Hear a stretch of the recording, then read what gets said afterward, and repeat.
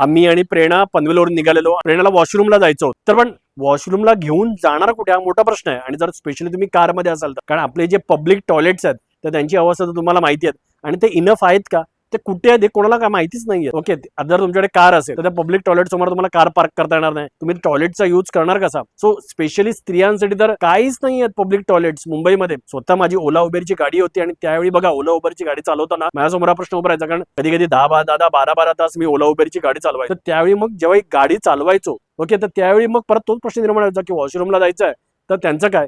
Okay, जे आता taxi driver आहेत, रिक्षा ड्रायव्हर आहेत, तर मला तर कळत नाही, कारण माझ्यावरती तर एक दोनदा असे प्रसंग आले. मेजरली तर सगळे जातात ते पेट्रोल पंपवरती किंवा कुठच्या तरी पब्लिक ट्रान्सपोर्टमध्ये, पण त्यांची अवस्था काय आहे ते तुम्हाला सगळ्यांना माहिती आहे.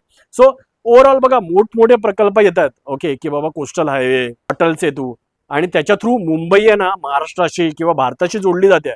अरे पण बाबा, मुंबईमध्ये राहणाऱ्या लोकांचं काय. ओके, मोठमोठे टोलेजंग बिल्डिंग उभे राहतात, पण तिथे जे राहणारी लोक आहेत त्यांच्यासाठी खेळण्यासाठी, त्यांच्यासाठी टाइम स्पेंडसाठी गार्डनच नाहीये, रिक्रिएशन एरियाच नाहीये. ओके, सो असे अनेक प्रश्न मुंबईमध्ये राहणाऱ्या लोकांसाठी निर्माण झालेले आहेत.